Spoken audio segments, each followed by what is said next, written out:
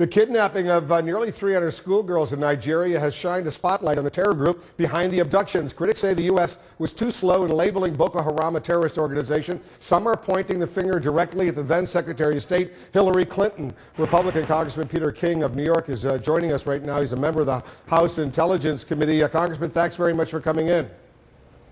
Thank you, Wolf. Would it practically have made any difference if the U.S. a couple of years earlier had formally declared Boko Haram a terrorist organization? Would that have prevented this group from kidnapping those nearly 300 girls? Wolf, I believe it would have had to have helped. Now, whether it would have prevented it or not, we don't know, but it certainly would have been a step in the right direction.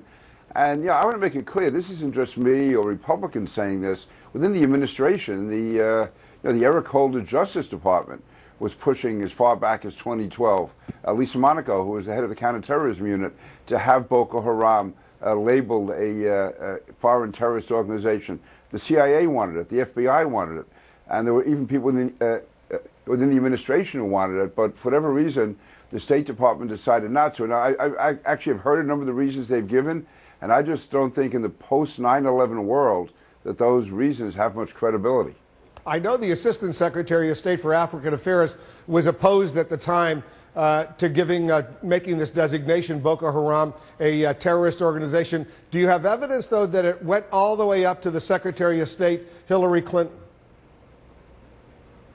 No, I would just assume that a matter of this importance would go to the Secretary of State, and I have a great personal regard, actually, for Secretary Clinton. I saw her yesterday at the 9/11 Memorial Museum, but I think, again, she was the Secretary of State during this period, so if she gets credit for what went right, I would say, my belief, this went wrong, so as Secretary of State, she has responsibility. I'm not making accusations against her. I'm just saying that in her time as Secretary of State, the State Department, and Johnny Carson was the Assistant Secretary of State, he was against the designation of Boko Haram as a foreign terrorist organization.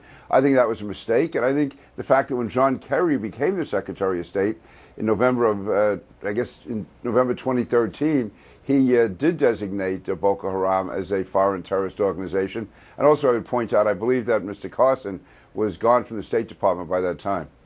And so obviously, when you look back, and I've read the letters that you and others, including Democrats, wrote to the State Department. I read the letter that Lisa Monaco, when she was Assistant Attorney General, she's now the President's top National Security Advisor on counterterrorism and Homeland Security, the letter she wrote, the CIA. So everybody in the government, except at the State Department, wanted to designate Boko Haram a formal terrorist organization. What was the main argument the State Department was giving you at the time why they didn't want to do that?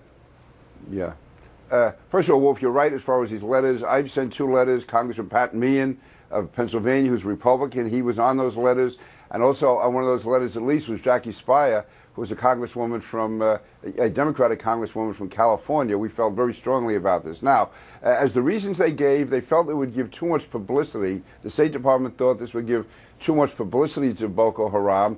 And they also felt that they couldn't trust the Nigerian government. Well, again, in the post-9/11 world, we don't always have perfect allies. And the Nigerian government is obviously not a very effective government. But by us designating them as a Boko Haram as a foreign terrorist organization, we could have taken measures as far as funding. And also, it's up to the State Department in those cases to work with the Nigerian government. And also, I think they said the Nigerian government didn't want this designation made. Well, we can't allow Nigeria to be determining our foreign policy because, as Lisa Monaco pointed out in her letter, and again, she was Eric Holder's Deputy Attorney General, that this was a potential threat to the United States, and this was a potential threat to American interests in Africa. As far as Boko Haram, as far as giving them notoriety, they already had, unfortunately, tremendous notoriety in Africa. They carried out massacres. They killed people, murdered, I don't know how many people in a Christian church on Christmas Day. They were carrying out massacres around Africa. They were attacking UN installations. So everyone who had to know in Africa about Boko Haram knew about it. And I think by us not designating it a foreign terrorist organization, if anything, it was being perceived in Africa as a sign of weakness rather than somehow a sign of diplomacy. All right, Congressman, I want you to stick around. There's other issues I want to discuss with you, including more about Hillary Clinton. He's being criticized, as you know, by a lot of your fellow Republicans when it comes to what happened in Benghazi. We're going to talk about that a lot more when we come back. The Republicans are pushing ahead with a select committee investigation of the deadly attacks in Benghazi, Libya. They're keeping up their criticism of the then Secretary of State Hillary Clinton over her response to the tragedy. Let's pick up our conversation with Republican Congressman Peter King. He's a member of the House Intelligence Committee. Congressman, the former President Bill Clinton strongly defending his wife, saying she did what she did about Benghazi, and she was right. She impaneled a committee to investigate. Listen to Bill Clinton. They looked into what was wrong. They gave 29 recommendations. She took them and started implementing them. And they established the fact that whether it was right or wrong in the past, secretaries of state never were involved directly in these security decisions. So he and a lot of other supporters of Hillary Clinton suggesting what Republicans are doing in the House side largely political. Here's the question to you. You're a member of the House Intelligence Committee. Your committee, under Mike Rogers, the chairman, Dutch Ruppersberger, the ranking Democrat, you had extensive hearings. You looked into Benghazi. What do you need to know now that you and your Intelligence Committee members don't already know? Well, first of all, I think everything has to be connected. Various committees held various hearings, and there was always a disconnect between the military and the intelligence and State Department. But having said that, to me, there's major questions here as to why more action was not taken to provide the security beforehand, and also when was this decision made, and why was it made in the immediate aftermath of the attacks to say that it was caused by a video, when nothing on the ground was saying that, when as Michael Morello was the number 2 person in the CIA, said no one in the CIA was saying that the video was the cause of the attack in Benghazi. And, you know, the issue of the talking points, it's not just a question of talking points. It's the State Department, people in the CIA, people in the White House coming up with appears to be, I believe, a cover story after the fact. And I think Americans deserve more than that. Certainly the families of those who were murdered deserve more than that. But I think to make it a personal attack on Hillary Clinton is wrong. I think that when you do have a bureaucracy such as the State Department, not everything makes it to the top. I think we should see how far it went, and if it didn't go to Secretary Clinton, then as President Clinton said, reforms should be made. And listen, every administration has had failures as far as security, unfortunately, going back to 1983 in Beirut, with the Reagan administration. But having said that, it was the fact that in the immediate aftermath, there seemed to be such a political cover put on it. And I don't think just for the campaign, but I think also in keeping up with the Obama narrative that al-Qaeda had been defeated, that we could go back to a pre-9/11 state and security state, as opposed to the measures that were imposed after 9/11. So I think that again, it's a larger picture of how either politics or the intention to create a narrative that was not based on fact really impacted our policy in Libya. Also, that could tie it in with Boko Haram, in that the Obama administration, at least the State Department, didn't want to acknowledge that in many ways Al-Qaeda was metastasizing and morphing and was in some ways more dangerous than before 9/11.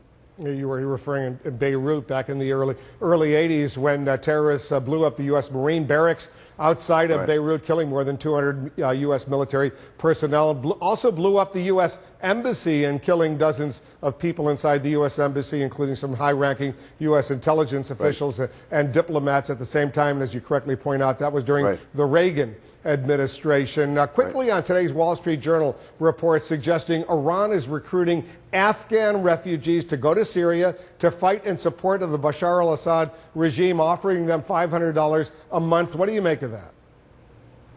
Yeah, I have not been able to confirm that. I have not heard that. I wouldn't be surprised. First of all, we know Iran is involved in trying to prop up Assad in Syria. He is clearly an ally of theirs.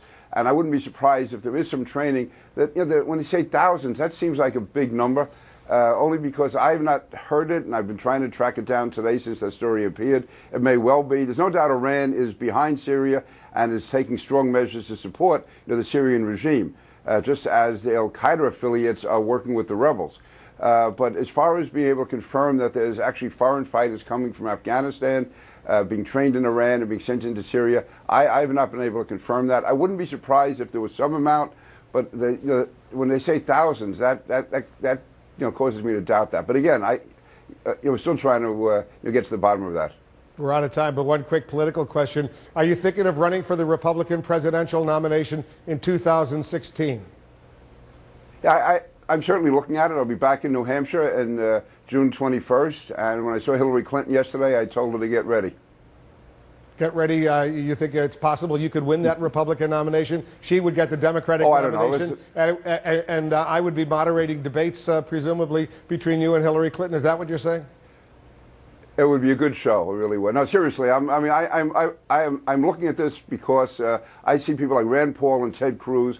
And to me, I don't want the Republican Party going in that direction. Whether it's me or someone else, I want to do all that I can to make sure that what I call the realistic foreign policy wing and national security wing of the Republican Party does not give in to the isolationists. And I don't want to go back to the 1930s and the days of Charles Lindbergh.